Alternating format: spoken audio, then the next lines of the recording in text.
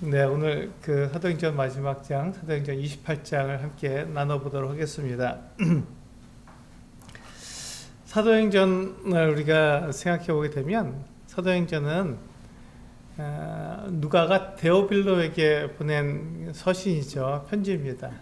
근데 이제 이 누가가 데오빌로에게 그 보낸 편지가 두 가지죠. 처음에는 누가복음, 그다음에 또 두 번째가 사도행전, 이렇게 두 편지를 보내게 되었는데, 누가복음에서는 예수님께서 누구신가, 하나님의 아들이시고 예수님께서 왜 우리의 구주가 되셨는지 이러한 부분들을 자세하게 이렇게 설명해 놓고 있습니다. 그러니까 예수님을 믿는 이유가 바로 그것이죠. 예수님이 하나님의 아들이시라는 것, 그분이 이 땅에 오신 하나님의 아들이시고 또 그분이 바로 부활하셔서 하나님의 아들 되심을 친히 드러내 주셨다 하는 것들을 우리가 누가복음을 통해서 알 수 있습니다. 사도행전에 들어오게 되면 사도행전을 통해서 이제 누가가 바울과 이렇게 동행하면서 겪었던, 그가 직접 눈으로 보고 또 그가 경험했던 그 모든 것들에 대해서 그 기록을 했는데, 누가가 이 사도행전을 기록하면서 알게 된 것은 뭐냐면, 이 교회가 어떻게 시작이 되었고 어떻게 해서 이 복음이 증거되어서 그것을 믿는 사람들이 교회를 이루게 되었는가. 그래서 온 세상에 이 믿는 사람들이 일어나며 그들이 이 교회를 이루게 되었는지를 갖다가 자세하게 설명해 놓고 있습니다. 그러니까 누가는 사실 이방인이죠. 그는 헬라 사람이고 의사였습니다. 굉장히 지식이 높은 사람이었고 이 헬라어를 쓰고 있는 아주 그 이방인이었습니다. 그러니까 전혀 이 성경에 대해 성경에서 말하고 있는, 구약 성경에서 말하고 있는 유대인이 아니었기 때문에 그는 그 하나님의 나라에 이렇게 들어올 수 없는 그 같은 사람이었는데, 이 복음을 듣고 예수님께서 이 모든 사람들을, 이 세상 모든 사람들을 구원하셨다는 것을 알게 되었고, 그가 예수님을 믿음으로 하나님의 자녀가 되는 이 놀라운 은혜를 얻게 되어서 하나님 나라에 속한 자가 되었죠. 그러니까 이 교회가 무엇이냐면 누가와 같은 이방인들, 그러니까 우리가 모두 다 이방인이잖아요. 우리는 다 유대인이 아니기 때문에 우리는 다 이방인입니다. 그 이방인이 아닌 사람들은 유대인밖에 없어요. 그러니까 우리는 유대인이 아니기 때문에 우리는 다 이방인입니다. 그래서 그 유대인에 속하지 않은 그 누가가 그 이방인인데요. 그가 어떻게 교회의 일원이 되었는지, 그러니까 복음을 듣고 구원을 받은 이 같은 그 사실들에 대해서 이제 자기가 그렇게 예수를 믿은 것이 아니라 이 바울이 복음을 전할 때 많은 사람들이 믿었잖아요. 그리고 교회가 각 곳마다 곳곳에 그 교회가 세워졌지 않습니까? 제가 그리스도 갔다 오고 터키도 갔다 왔는데 거기에 그 교회들이 세워졌어요. 그들이 누구냐면 다 이방인들이잖아요. 이방인들이 예수님을 믿게 된 것 같은 놀라운 사실들을 이야기하고 그들이 그곳에 교회를 세웠고, 또 심한 경우에는 어떤 박해를 받으면서 그 지하로 이렇게 내려가서 지하에서 그 교회를 이루면서 살았던 이 같은 모습들을 보여주고 있습니다. 그들은 다 예수님을 믿을 수 없는 사람들이었는데 그들이 예수님을 믿게 되었고, 예수님을 믿는 것 때문에 그들이 교회의 일원이 되었다는 것이죠. 그러니까 교회는 유대인들만 아니라, 구약 성경에서는 그렇게 되어 있죠. 유대인들만 하나님의 나라에 속할 수 있었고 하나님의 권속이 될 수 있었는데, 그들은 그래서 혈통으로 그들이 하나님의 자녀가 될 수 있는 것 같은, 그러니까 유대인으로 태어나면 다 그렇게 하나님의 자녀가, 하나님의 그 나라에 속한 사람들이 되었는데, 이제 믿는 사람들은 그렇지 않다 이렇게 말씀하고 있죠. 그 혈통으로 되는 것이 아니라 오직 믿음으로 된다 이렇게 말씀하고 있습니다. 그것이 바로 그 교회인데, 교회는 바로 유대인과 그 이방인들이 함께 교회를 이루고 있다라는 것을 이야기해 주고 있습니다. 교회가 어떻게 시작됐냐면, 우리 사도행전 1장 8절 말씀 같이 한번 볼까요? 제일 중요하죠. 사도행전은 1장 8절이 핵심적인 구절입니다. 이것을 사도행전 1장 8절을 늘 기억해야 되는데요. 같이 한번 읽어보겠습니다. 사도행전 1장 8절. 바로 이 말씀을 이루기 위해서, 이 말씀 그대로 이루어지기 위해서 그렇게 계속해서 사도행전이 28장까지 그렇게 이루어진 것이죠. 그러니까 우리가 오늘 사도행전 28장을 보고 있는데 사도행전 1장 8절 말씀을 어떻게 이루어지게 되었는지를 볼 수 있는 것이죠. 같이 한번 읽어보겠습니다. 사도행전 1장 8절 말씀 같이 읽겠습니다. 시작. 오직 성령이 너희에게 임하시면 너희가 권능을 받고 예루살렘과 온 유대와 사마리아와 땅끝까지 이르러 내 증인이 되리라 하시니라. 여기 보시면 예루살렘 그리고 온 유대 그리고 사마리아 땅끝까지 계속해서 이렇게 증거되고 있는, 복음이 증거되고 있는 것을 볼 수 있죠. 근데 여기서 보면 내 증인, 이 복음은 예수님에 관한 거잖아요. 예수님이 누구신가를 전하는 것이 복음이기 때문에 우리가 교회 나와라 하는 것이 복음이 아닙니다. 그러니까 예수님이 누구신지를 알고 그분을 믿어라, 이것이 복음이지 교회 나와라, 우리 서수교회 나와라, 이게 복음이 아닙니다.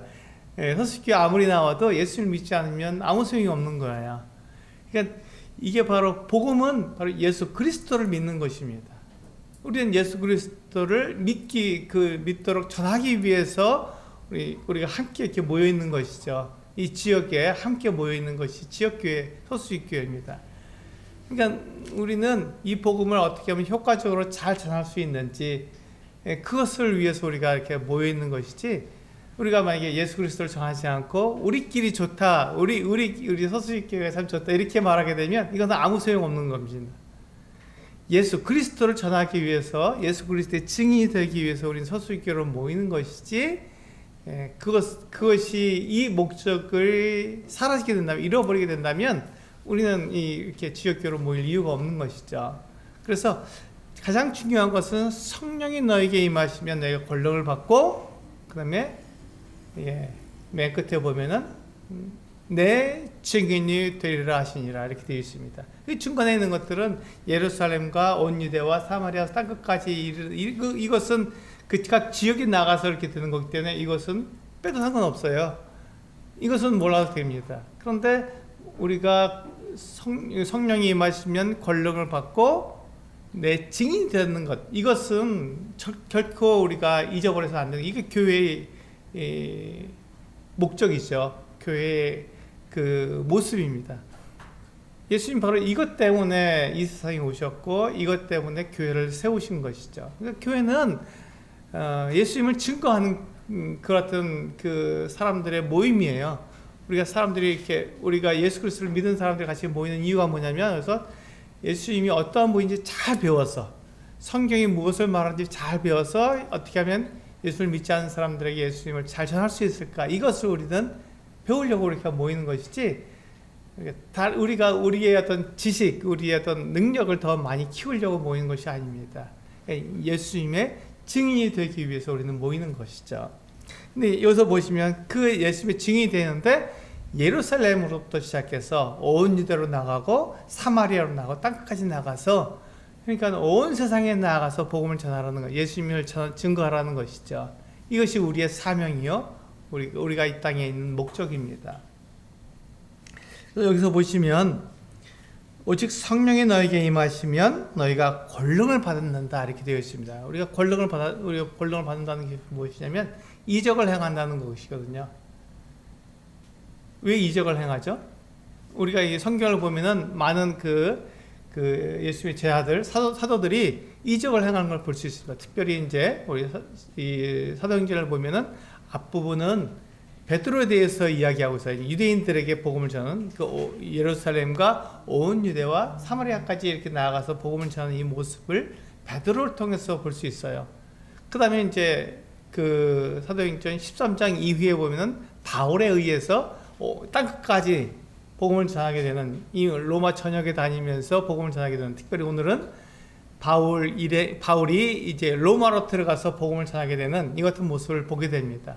땅끝까지 가는 것이죠. 그 당시에 땅끝은 서바나, 지금 말하는 스페인인데, 여기서 그 사도행전에서 거기까지 나와 있지 않지만 지금 오늘 우리들에게 이 극동에 있는 우리 대한민국 그 성도 우리들에게도 복음이 전해져서 우리가 교회를 이루고 있지 않습니까?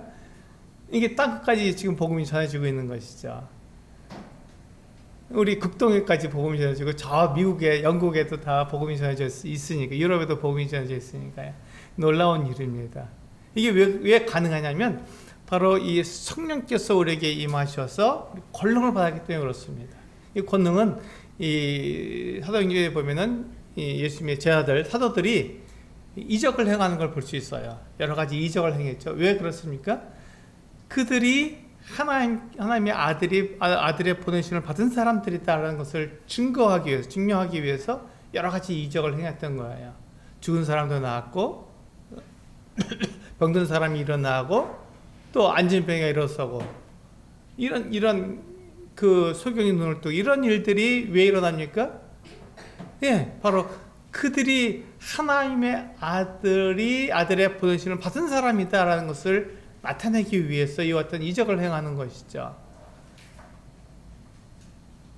그래서 그것을 통해서 지금 이 복음이 그들이 전하는 예수 그리스도가 정말 하나님의 아들이시고 이 말이 정말 사실이구나 하는 것을 우리는 알 수 있는 것입니다. 그것을 위해서 그것 때문에 베드로도 또 다른 사도들도 특별히 이 바울, 누가가 함께 동행했던 이 바울의 그 모습을 보면 그들이 그 같은 그 이적을 행하고 또 예수 그리스도를 전할 때 정말로 자기의 목숨을 내놓고 예수님을 전했거든요. 왜 그렇습니까? 그것이 사실이니까. 그래서 우리가 예수님을 믿는 거죠. 우리에게도 복음이 전해졌고 예수님이 하나님의 아들이라는 것을 우리에게 전하셨지 않습니까? 그래서 우리는 그 예수님을 믿는 거예요. 예수님이 정말 하나님의 아들이시구나. 우리는 예수님을 보지 못했죠. 우리가 예수님을 손으로 만진 것도 아니고 그분과 함께 생활한 것이 아닌데도 우리가 예수를 믿는 이유가 무엇이냐면, 그분이 하나님의 아들이라고 우리가 믿는 이유가 뭐냐면, 우리에게 전해준 이 전도자들이 우리들에게 그와 같은 이야기를 해주었고, 그래서 성경에서 확인해 봤더니 똑같은 얘기를 하잖아요. 성경에서 예수님의 그 제자들, 사도들이 우리들에게 보여주는 그 모습이 바로 그 모습이잖아요. 예수님이 하나님의 아들이시다. 그것을 증명하기 위해서 그 사도들이 이적들을 행했고, 성령이 임하셨을 때 그들이 권능을 행했던 것을 우리가 볼 수 있습니다. 방언도 했고요, 여러 가지 이적도 행했고, 또 귀신도 내어 쫓았습니다. 근데 우리들은 어떻습니까? 우리 가운데 그런 일들이 잘 일어나지 않잖아요. 왜 그렇죠? 네, 지금은 우리가 그것을 통해서 하나님께서 우리를 보내셨다는 것을 우리 증명할 필요가 없기 때문에 그렇습니다. 이제 복음이 편하게 증거되었고 성경을 통해서 사람들이 그것을 알잖아요. 내가 이 하나님의 말씀을, 이 복음을 증거하게 되면 그것이 사실이라는 것을 압니다. 그리고 우리가 복음을 전하게 되면 그것이 하나님의 말씀이라는 것을 잘 알고 있는 것이죠. 이 성경이 다 기록이 되었고, 이 성경에 그 같은 그 이적들이 다 기록되었기 때문에 더 이상 우리가 이적을 행할 필요가 없는 거잖아요. 그렇게 하지 않아도 우리가 전한 이 복음, 예수 그리스도께서 하나님의 아들이라는 것에 대해서 사람들이 믿을 수 있기 때문에 더 이상 이적이 필요하지 않죠. 그것이 만약에 필요하다면, 그런 이적이 필요하면 성령께서 그 같은 일들을 행하실 거예요. 방언이 필요하면, 여러 가지 언어가 필요하면, 우리가 그 언어가 필요하면 언어를 우리가 하게 하실 것이고, 또 우리가 병이 낫는 것을 통해서 사람들이 구원을 받게 된다면 그렇게 하실 거예요. 그러나 그것이 필요 없고 오직 이 하나님의 말씀, 성경에 있는 기록된 이 말씀을 우리가 증거함으로 그들이 예수를 믿게 된다면 우리는 하나님의 말씀을 전하게 되는 것이죠.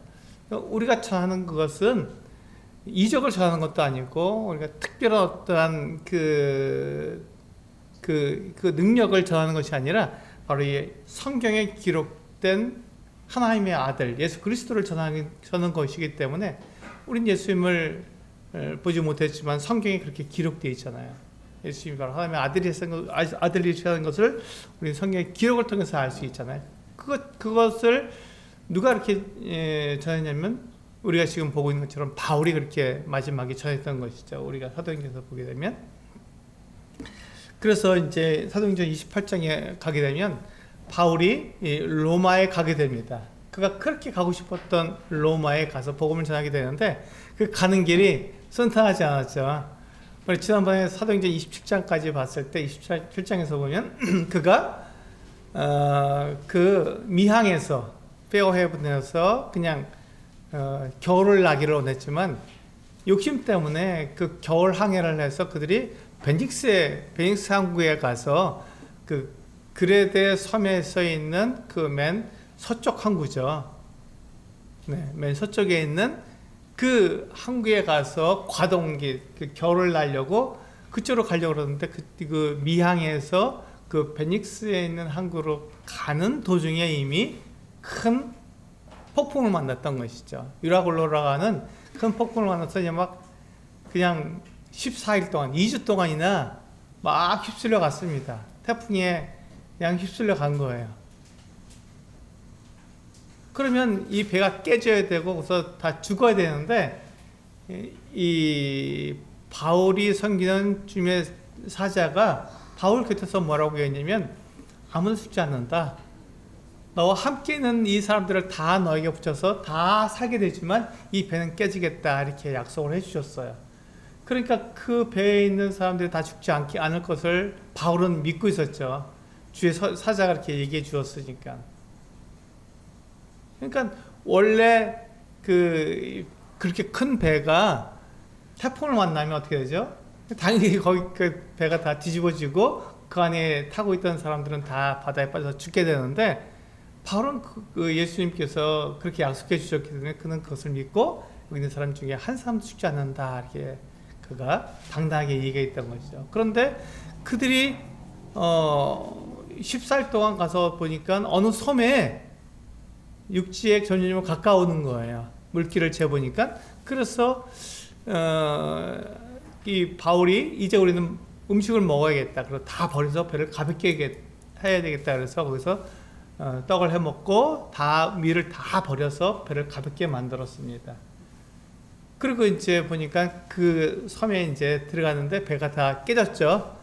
배가 다 완전히 다 정박되어 있는 게 들어가면서 배가 깨져 나가는 중에 이제 그 물에 뛰어내려서 거기서 헤엄치고 또 그 배에 있는 물건들을 붙들고 그 섬에 상륙하도록 해서 아무도 죽지 않았습니다. 놀라운 일이죠. 이게 기적이에요. 정말 놀라운 일이 일어난 것입니다. 그래서 거기에 278명이나 타고 있었는데 그들이 다 그 섬에 안전하게 도착하게 되었고 그 섬의 이름을 보니까 멜리데였습니다. 몰타라고도 하고 멜리다라고도 하죠. 같은 이름이에요. 그 멜리데에 도착해서 그 상륙하게 되었는데 그 멜리데가 어디냐면 그 이탈리아 반도에 맨 끝에 시칠리아가 있는데 시칠리아 밑에 있는 조그만 섬입니다. 우리나라 그 제주도 보이시죠? 제주도 밑에 마라도라고 작은 섬이 있어요. 예, 그것과 같은 거예요. 그러니까 우리나라 본토가 있고 우리나라 대한민국이 있고 본토 밑에 또 그 제주도가 있잖아요. 근데 제주도보다 더 작은 아주 조그만 섬이 제주도 바로 밑에 있어요. 그게 바로 마라도인데 그 마라도처럼 작은 섬이 바로 이 멜리데라고 하는 섬입니다. 오늘 28장에 보면은 1절을 같이 한번 읽어볼까요? 시작. 우리가 구주된 후에 안즉 그 섬은 멜리데라 하더라. 그렇죠. 이 멜리데가 바로 이탈리아 이탈리아 반도 밑에 있는 시칠리아 섬 밑에 있는 아주 작은 섬입니다. 그 섬에 도착한 거예요. 그러니까 지금 바울이 가려는 그 방향으로 태풍이 몰아간 거죠. 보름 동안 몰아간 겁니다. 그래서 그 무섭고 큰 바다를 그냥 건너서 태풍에 의해서 빨리 건너서 그 멜리데 섬에 도착했고 그 배는 깨져버리고 거기 있는 사람들은 다 살았던 것이죠. 근데 이 참 놀라운 게 멜리데 사람들이 원주민이죠. 이 사람들이 이 깨진 배에 탄 이 사람들을 환영해 준 거예요. 그래서 불을 피워주고 따뜻하게, 얼마나 춥겠습니까? 그 바다에 빠졌으니 춥죠. 그래서 이제 불을 피워주고 거기서 음식도 주었습니다. 그런데 이 바울이 그들을 돕고자 해서 그도 이제 나무 한 묶음을 가져다가 불에 넣었어요. 이게 추우니까 다 이제 같이 다 도와서 이렇게 하고 있는, 바울도 지금 굉장히 그 물에 빠져 있는 사람이라서 그가 가만히 있어도 되는데, 그가 그 원주민들을 돕고 거기 물에 빠진 사람들을 돕기 위해서 나무 한 줌을 이렇게 가져다가, 나뭇가지 한 줌을 주워다가 이제 불에다 넣었는데, 그때 그 나뭇가지 사이에서 독사가 나온 거예요. 독사가 나와서 이 바울이 이렇게 나뭇가지를 넣고 있는데 거기 탁 물어버린 거죠. 그럼 어떻게 되겠습니까? 독사가 나왔으니까. 메리데 사람들이 봤을 때 독사에 물렸으니, 이 사람은 바다에서 구조를 받았어도 이제 그는 살인자가 틀림없어, 이렇게 얘기했던 것이죠. 왜냐하면 바다에서 구조받았지만 뱀에게 물려서 곧 죽게 되었으니, 저 사람이 악한 사람이기 때문에 그가 바다에서 구조됐어도 이제 하나님이 그를 죽게 만드신 거야, 이렇게 얘기했던 것이죠. 그러니까 바울이 여지없이 죽게 되었습니다. 그런데 바울이 이제 그 뱀이 이렇게 물었잖아요, 손을. 근데 그걸 탁탁 털어서 양풀에 떨어뜨려 버리고 그냥 있었던 거예요. 근데 시간이 지났을 때 몸이 퉁퉁 붓든지 아니면은 죽든지 해야 되는데 아무 일도 일어나지 않은 거예요, 바울에게. 왜 아무 일도 일어나지 않았을까요?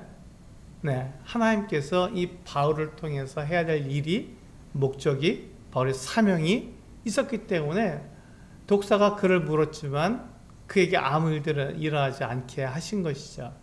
바울은 그 어떤 사명이 있었어요. 어떤 사명이죠? 네, 로마로 가서 복음을 전해야 되는, 거기에 가이사 앞에 서야 되고 높은 지위에 있는 사람들에게 예수 그리스도께서 하나님의 아들이시다, 이 놀라운 이 복음을 증거해야 됐기 때문에 바울은 죽을 수가 없었어요. 그래서 독사가 그를 물었지만 그는 아무런 해를 입지 않았던 것이죠. 그런데 그들의 반응을 볼까요? 이 멜리데 원주민들이 반응을 한번 볼까요? 우리 6절 같이 한번 읽어보겠습니다. 시작. 그들은 그가 붙든지 혹은 갑자기 쓰러져 죽을 줄로 기다렸다가 오래 기다려도 그에게 아무 이상이 없음을 보고 돌이켜 생각하여 말하되 그를 신이라 하더라. 그렇습니다. 이 바울이 살인자다 이렇게 생각했었는데, 바울이 아무 일도 없으니까 그를 이번에는 신이라고 얘기했던 거예요. 사람들은 이렇게 약한 거예요. 사람들은 이렇게 연약한 것입니다. 자기하고 이렇게 조금만 달라도, 조금만 능력을 발휘해도 이 우상에 이렇게 우상을 섬기던 것 같은 습관이 있기 때문에, 와, 이 바울은 바로 신이구나, 이렇게 바울을 떠받들어 놓은 거예요. 이게 우리와 다른 어떤, 바울이 독사에게 물렸지만 죽지 않은 이 같은 모습을 보면서 신이다, 이렇게 얘기한 거예요. 참 너무 어리석죠. 이 바울은 우리가 똑같은 평범한 사람입니다. 그에게 이 같은 능력이 있는 것이 아니에요. 그가 독사에게 물려도 죽지 않는 것은 바울의 어떤 능력이 아니라, 바울에게 그 같은 능력이 없지만 하나님께서 이 바울을 통해서 하셔야 되는 그 같은 일, 바울에게 주신 그 사명이기 때문에 그는 로마로 가야 됐거든요. 그러니까 하나님께서 그를 보호하신 것 뿐이에요. 하나님의 보호하심이 없으면 바울은 망할 수밖에 없는 거예요. 죽을 수밖에 없는 거예요. 독사한테 물렸는데 무슨 재주로 거기서 살아날 수 있겠습니까? 그러나 바울이 거기서 죽지 않고 살아날 수 있었던 그 이유는 바울에게 뭐가 있었기 때문에, 사명이 있었고 그에게 목적이 있었기 때문에 바울은 죽지 않고 독사에게 물렸지만 그가 살 수 있었던 것이죠.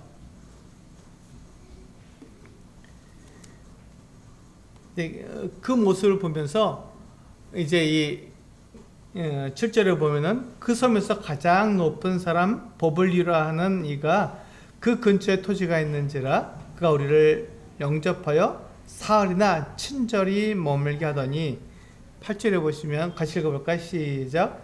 보블리오의 부친이 열병과 이지에 걸려 누워있거늘 바울이 들어가서 기도하고 그에게 안수하여 낫게 하매. 그렇습니다.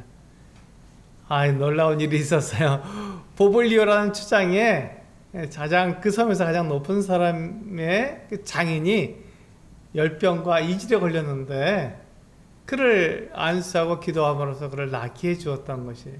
이젠 이게 놀라운 일이 생겼죠. 지금부터 2000년 전이에요. 지금부터 2000년 전에 그 고대 세계에서 열병과 이질에 걸렸으면 거의 죽는 거잖아요. 한번 생각해 보세요. 이 장인이니까, 보블리오의 장인이니까 이 사람 나이가 많은 사람이잖아요. 나이가 있는 사람이기 때문에 이 사람이 열병과 이질에 걸렸으면 계속해서 이제 토하고 설사하다가 이 사람이 그 병을 이기지 못하면 어떻게 되죠? 몸이 허약해지면 죽게 되는 거예요. 많은 사람이 그렇게 죽었습니다. 많은 사람이 죽었어요. 근데 이 작은 섬에다가 약도 없죠. 그러니까 민간요법을 쓰게 되는데 민간요법으로 낫지가 않잖아요. 이와 같은 때 이 바울이 그 보블리오의 장인에게 들어가서 그에게 안수하고 기도해서 그를 치료해 주었던 거예요. 놀라운 일이 일어난 것이죠. 어떻게 이런 일이 일어날 수 있느냐? 바울은 누구죠? 사도입니다.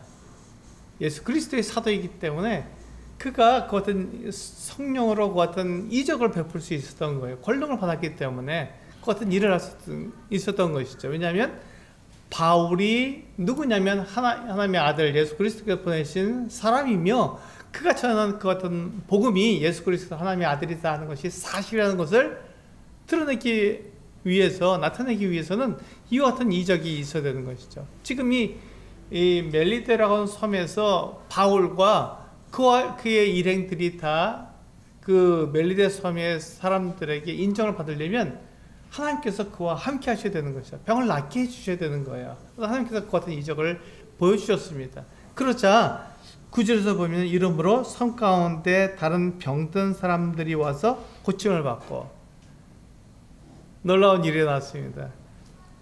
예, 그 섬에는 병든 사람들이 꽤 있었잖아요. 근데 그 사람들이 다 온 거예요. 그 보블리의 장인을 고쳐준 것처럼 우리도 다 고쳐주시오 하고 바울에게 왔습니다. 근데 놀라운 것은 누가가 누구였죠? 의사였잖아요. 그러니까 이 사람은 약을 만들 수 있는 사람이었고 사람들의 병을 고칠 수 있는 사람이었어요. 그러니까 누가와 함께 바울의 그 능력과 누가의 그 치료하는 그 능력이 함께해서 이 사람들을 다 고쳐줄 수 있었던 거예요. 놀라운 일이 일어난 거죠. 그러니까 거기에 있었던 이 멜리데 섬에 있었던 사람들이 이거 얼마나 고맙겠어요.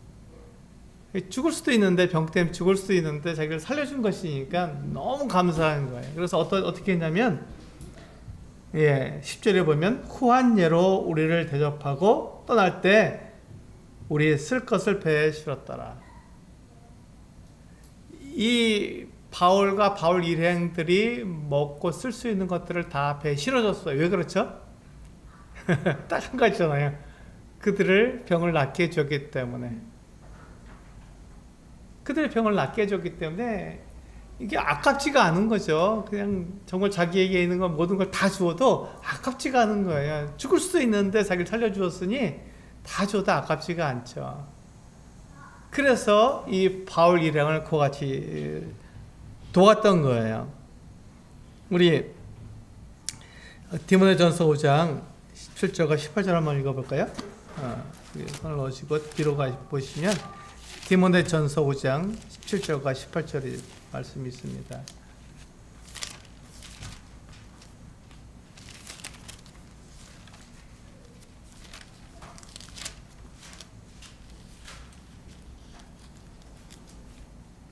네, 같이 읽어보겠습니다.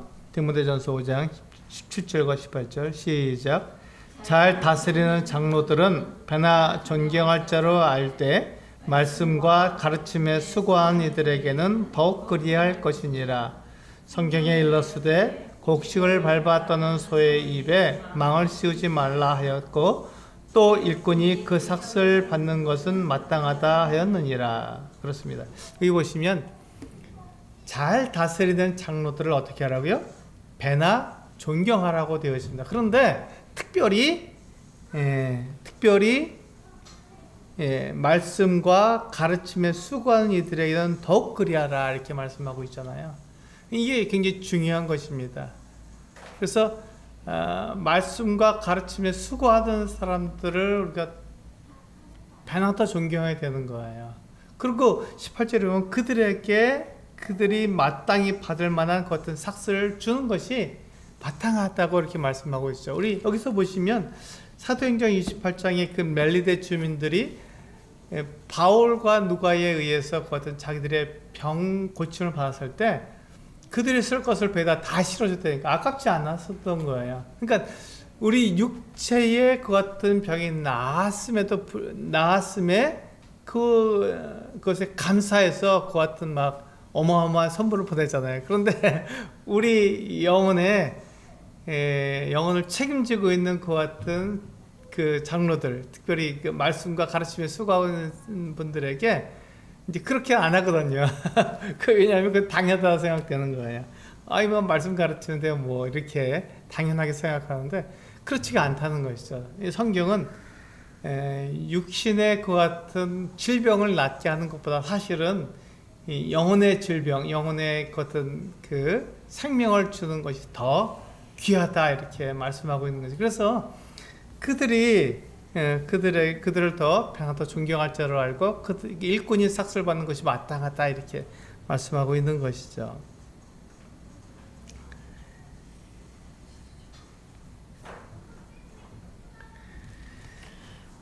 우리 다시 사도행전 28장으로 돌아가 보시면요. 바울이 이제 28장에 보시면 이제 바울 드디어 로마에 들어가게 됩니다. 로마에 들어가서 이제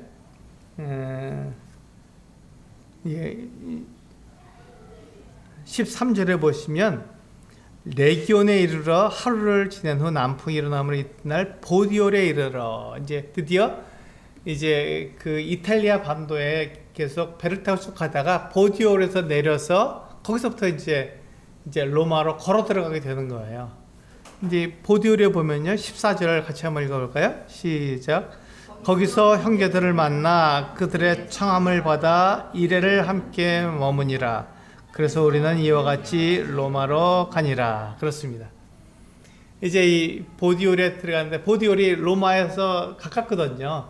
이제 여기가 이제 마지막 그 기착점입니다. 그래서 거기서 내려서 이제 이 바울 일행이 이제 그 이탈리아 반도를 다 배를 타고 올라간 다음에 거기서 보디올에 내려서 거기서 일주일 동안 거기서 이제 그 형제들과 함께 머물게 되는 것이죠. 지금 놀라운 일이 일어난 거예요. 지금 복음이 먼저 로마에 바울이 들어가기 전에 복음이 전해서 거기에 교회가 있었고 로마 교회가 있었고 로마 교회에 형제들이 있었는데 바울이 온다는 소식을 들었던 거예요. 그래서 바울을 맞이하러 형제들이 다 내려가서 보디올에서 기다렸고 바울이 오자 그들과 함께 그 로마 교회 형제들이 바울과 함께 거기서 일주일 동안 머물렀던 것이죠. 굉장히 놀라운 일이 일어났던 것이죠. 그러니까 바울이 어땠어요?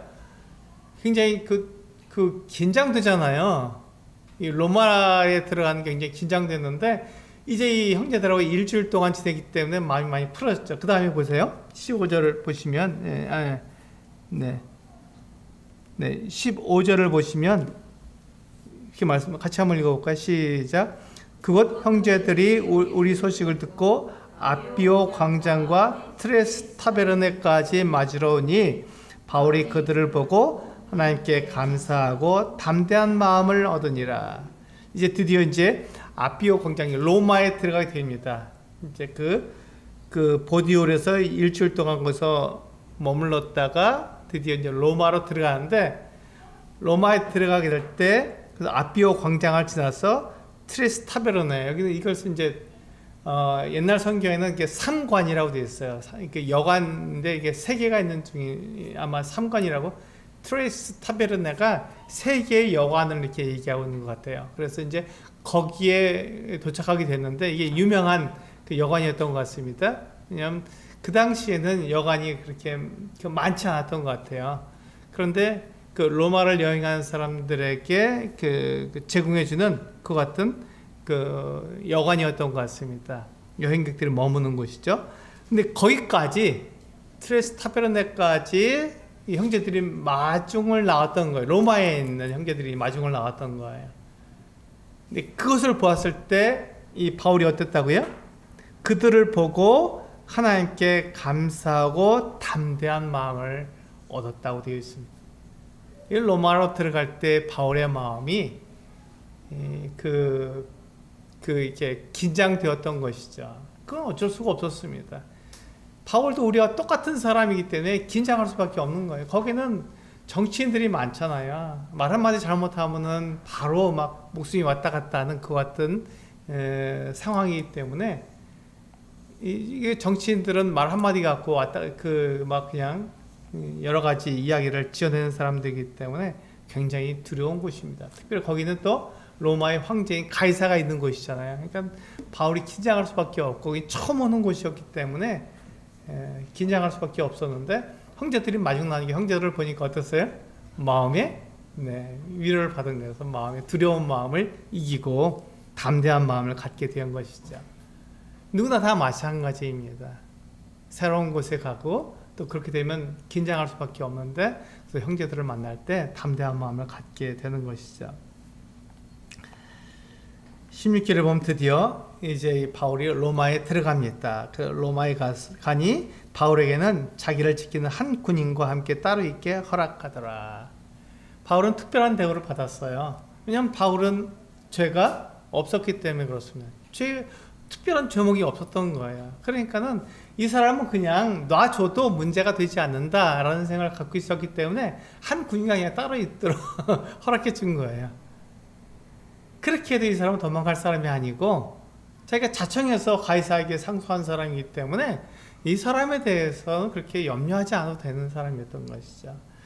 그래서 17절을 같이 읽어볼까요? 17절 시작. 사흘 후에 바울이 유대인 중 높은 사람들을 청하여 그들이 모인 후에 이르되 여러분 형제들아 내가 이스라엘 백성이나 우리 조상의 관습을 배척한 일이 없는데 예루살렘에서 로마인의 손에 죄수로 내준 바 되었으니 18절 로마인은 나를 신문하여 죽일 조목이 없으므로 석방을 했으나 유대인들이 반대하기로 내가 마지못하여 가이사에게 상소하며 내 민족을 고발하려는 것이 아니니라. 그러니까 지금 거기에 있는 로마에 있는 유대인들을 갖다가 안심시킨 거죠. 어떻게 안심시켰냐면 내가 유대인들을 갖다가 고발하려는 것이 아니다. 나는 다만 유대인들이 나를 죽이려고 했고 로마인들이 나를 신문해 봤지만 어떻습니까? 아무 죄가 없었잖아요.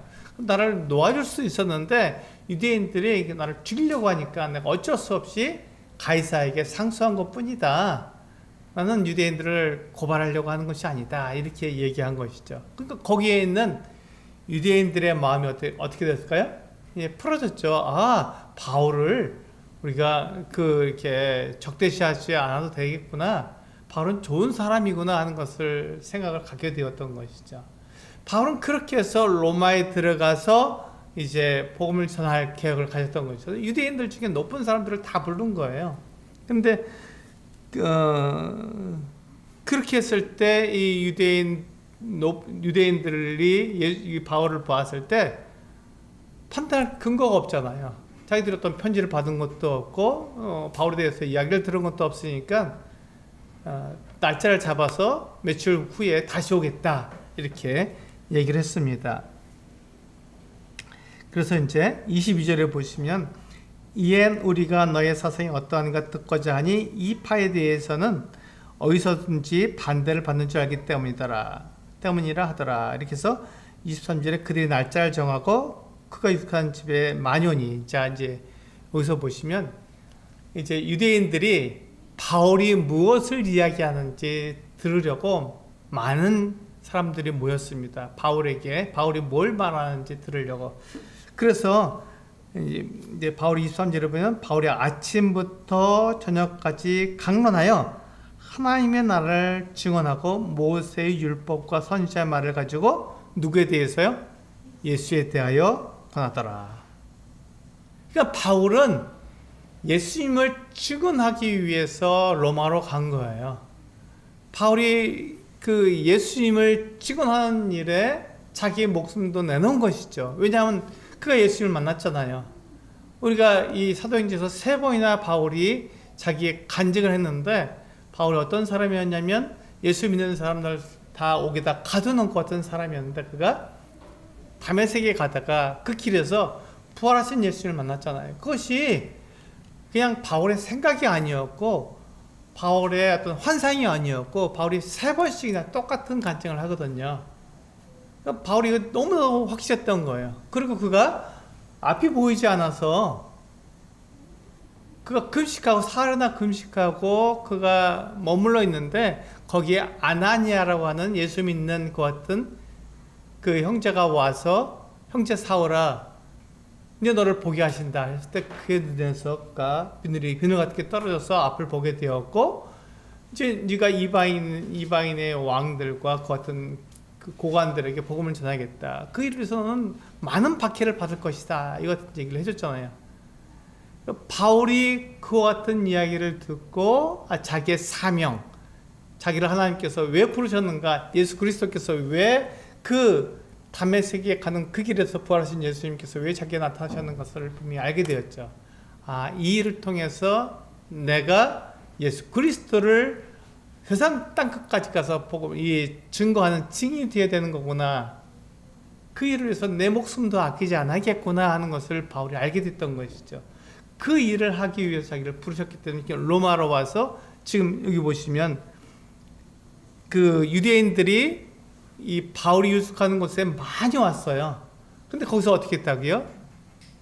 다 이야기하고 구약 성경을 통해서 이야기하면서 그가 그 구약 성경을 통해서 그가 전한 것은 무엇이냐면 예수 그리스도에 대해서 전했던 것이죠. 예수 그리스도의 증인이 되었던 것입니다. 자기가 보았던 그 예수님, 자기가 반대했지만 자기가 이제 믿고 전하게 되었던 그 예수님이 누구신가에 대해서 바울이 전했던 거예요. 그래서 예수를 믿는 사람들이 교회를 이루게 된 것이죠. 그가 유대인이든 그가 이방인이든 상관없이 예수 그리스도를 믿는 사람들은 다 교회가 된다고 하는 것이에요. 그런데 우리 24절 말씀 읽어보겠습니다. 같이 24절 시작. 그 말을 믿는 사람도 있고 믿지 아니한 사람도 있어. 그렇습니다. 바울이 자기가 경험한 예수님에 대해서 증거해 줬지만 그 말을 믿는 사람도 있었고 믿지 않는 사람도 있었다는 것입니다. 근데 믿는 사람이 더 많을까요? 믿지 않는 사람이 더 많을까요? 그렇죠. 믿지 않는 사람이 더 많습니다. 지금 우리가 살고 있는 이 대한민국에 믿는 사람보다 믿지 않는 사람이 훨씬 더 많습니다. 그 이유가 무엇이냐면 우리가 전하는 이 복음을 사람들이 믿지 않기 때문에 그런 거거든요. 사람들이 왜 믿지 않냐면 우리가 살고 있는 이 세상은 하나님이 없는 세상이에요. 하나님이 없다고 말하는 것 같은 세상이거든요. 저 하늘나라가 없다고 하나님 나라가 없다고 말하는 세상이거든요. 그래야 이 세상에서 잘 살 수 있는 거거든요. 그런데 바울은 부활하신 예수님을 봤잖아요. 그리고 그가 성령에 의해서 그 어떤 이적을 행할 수 있는 것 능력을 받았잖아요. 권능을 받았습니다. 그럼 바울의 능력이 아니라 성령께서 그와 함께 하심으로 나타나는 그 어떤 권능이거든요. 그것을 경험했기 때문에 그것을 누가 봤다고요? 누가가. 이 글을 사도행전을 쓰고 있는 누가가 그것을 옆에서 다 보았잖아요. 그가 본대로 기록하고 있는 거라고요. 그러니까 바울의 그 어떤 행한 것들을 바울이 적은 것이 아니라 그것을 옆에서 보았던, 지켜보았던 누가가 다 기록했던 것이죠. 누가는 의사였습니다. 이 사람은 굉장히 그 역사적인 사람이고 사실 그대로를 적은 사람이잖아요. 근데 그것을 일일이 다 보고 그 의사의 소견을 가지고 적었단 말이에요. 그래서 이 사도행전을 보면요, 의사가 기록했다고 하는 것 같은 증거들이 많이 있습니다. 우리 우리 같은 사람들이 적을 수 없는 그 의학적인 내용들, 그렇던 사람들의 병에 관한 것들을 잘 기록해 놓고 있어요. 그건 굉장히 놀라운 것이죠. 그런 것들을 보았을 때, 이것은 의사 누가가 기록한 것이 맞구나 하는 것을 알 수 있는데, 그럼에도 불구하고 24절을 보면 바울이 이와 같은 자기의 간증도 하고 자기가 경험한 그 예수님을 증거했지만 그 말을 믿는 사람도 있고 믿지 않는 사람도 있다는 것입니다. 이 세상은 하나님이 없다고 주장하는 그 같은 세상이잖아요. 그래서 하나님 믿지 않는 사람이 더 많은 것입니다. 그래서 이 교회는요, 이 예수를 믿는 사람들의 모임인데 굉장히 특별한 거예요. 굉장히 특별한 거예요. 교회는 많지 않습니다. 교회로 모이는 사람들은 많지 않은 거예요. 우리가 많다고 생각하지만 예수를 믿는 사람들이 많지 않잖아요. 그래서 많지 않은 사람들이 모이는 교회는 굉장히 특별한 것이고, 하나님의 자녀들이 모이는 그 교회는 정말 아름답고 귀한 거예요. 하나님 보시기에 너무나도 귀한 거거든요. 그런 사람들이 없으니까요. 믿는 사람도 있지만 믿지 않는 사람이 더 많기 때문에 우리가 복음을 전하면 대부분 사람들이 다 손살을 칩니다. 나 믿지 않는다 그럽니다. 왜 그렇죠? 이게 자기 생각과 다르니까. 이 세상에 성공해야 되는데 예수님 믿으면 성공하지 못할 것 같거든요. 그러니까 손살을 치는 거예요. 그래서 바울은 그렇게 얘기했죠. 26절에 보면 이 백성에 가서 말하기를 너희가 듣기는 들어도 도무지 깨닫지 못하며 보기는 보아도 도무지 알지 못한도다. 이 백성들의 마음이 우둔하여져서 그 귀로는 둔하게 듣고 그 눈은 감았으니 이는 눈으로 보고 귀로 듣고 마음으로 깨달아 돌아오면 내가 고쳐줄까 함이라 하였으니 그런즉 하나님의 이 구원이 이방인에게로 보내어진 줄 알라. 그들은 그것을 들으리라 하더라. 그렇습니다. 유대인들이 다 거절했잖아요. 이 복음을 들었지만 그들이 믿지 않았지 않습니까? 믿는 사람들은 굉장히 극소수였어요. 믿지 않는 사람이 더 많았습니다. 그래서 이제 이 유대인들이 이 복음을 거절했기 때문에 이 복음은 이방인으로 간다 이렇게 얘기한 것입니다. 그래서 우리들에게 복음이 전해졌어요. 그래서 우리들은 믿었습니다. 교회가 이루어졌잖아요. 놀라운 일이에요. 아주 놀라운 일이 일어난 것입니다. 그래서 땅끝까지 복음이 증거된다는 게 이게 어떻게 가능하나 그러는데 이 기록된 하나님의 말씀을 통해서 그것을 믿은 거예요. 예수님을 보지 못했지만 믿은 것이고 사람들이 전해주는 이 소식을 듣고 믿은 거예요. 이 믿음이 얼마나 놀라운 것인지 우리 보지 못하고 우리가 만져보지 못했지만 그냥 그 소식을 듣고 믿었기 때문에 그 믿음이 대단한 것이죠. 그래서 하나님께서는 믿는 사람들을 다 구원하시는 거예요. 그 믿음이 정말 놀라운 것이기 때문에 그들을 구원하시는 것입니다. 그래서 30절, 31절 마지막 절이죠. 같이 한번 읽어보겠습니다. 시작. 바울이 온 이태를 자기 셋집에 머물면서 자기에게 오는 사람을 다 영접하고 하나님의 나라를 전파하며 주 예수 그리스도에 관한 모든 것을 담대하게 거침없이 가르치더라. 이게 마지막입니다. 그러니까 바울이 그 2년 동안 자기 셋집에 머물면서 자기에게 오는 사람들에게 하나님 나라에 관한 것, 우리는 하나님 나라에 대해서 우리는 알지 못하잖아요. 하나님 나라가 우리 잘 알지 못합니다. 그런데 이 하나님의 나라에 대해서 하나님 나라에 있다는 것을 알려주었고 바로 그 주 예수 그리스도에 관한 것을 사람들에게 단단히 알려준 것이죠. 이게 바울이 전하는 복음이었습니다. 예수 그리스도가 하나님의 아들이라는 것. 그것이 바울이 전하는 모든 것이었어요. 그것을 통해서 바울은 그가 하나님을 얼마나 하나님을 믿고 있는지, 그가 믿고 있는 이 믿음이 얼마나 사실인지에 대해서 우리에게 알려준 것이죠. 사도행전은 그렇게 끝나고 있습니다. 사도행전 28장으로 끝나고 있죠. 근데 마무리 짓지 않았습니다. 끝을 보여주지 않고 있어요. 왜 그렇죠? 우리들이 사도행전 29장에 우리들의 역사가 기록되고 있기 때문에 그렇습니다. 우리 성도님들, 저와 성도님들이 똑같이 바울이 전한 것처럼 이 성경에 대해서 증거하고 성경에서 말하고 있는 예수 그리스도에 대해서 우리가 증거하게 될 때 그것이 바로 사도행전 29장의 내용이거든요. 주님나라 갈 때까지의 그 같은 내용들이 이 사도행전의 끝을 우리가 계속해서 기록하고 있는 거예요. 우리들에게 똑같은 어떤 사명, 똑같은 목적을 우리들에게 주셨습니다. 예수 그리스도를 증거하라고 말씀해 주셨고, 나를 증거하거나 어떤 권능을 증거하는 것이 아니라 예수 그리스도께서 하나님의 아들이심을 나타내 보여주라고 우리들에게 부탁하고 있습니다. 바울은 그 같은 일들을 했고, 그 같은 일들을 통해서 그것을 믿은 사람들이 교회를 이루었고, 그 교회가 예루살렘과 온 유대와 사마리아 땅끝까지 이르러 이와 같은 놀라운 교회들이 세워지게 된 것이죠. 이게 사도행전의 모습입니다. 우리가 동일한 믿음을 가진 우리들도 이 사도행전의 기록처럼 예수님을 믿고 그분을 섬기는 아름다운, 또 그것을 증거하는 아름다운 모습을 우리들이 가져야 할 것을 믿습니다. 네, 우리 다음 주부터는 우리 에베소서 말씀을 함께 나누도록 하겠습니다. 감사합니다. 우리 같이 기도하시겠습니다.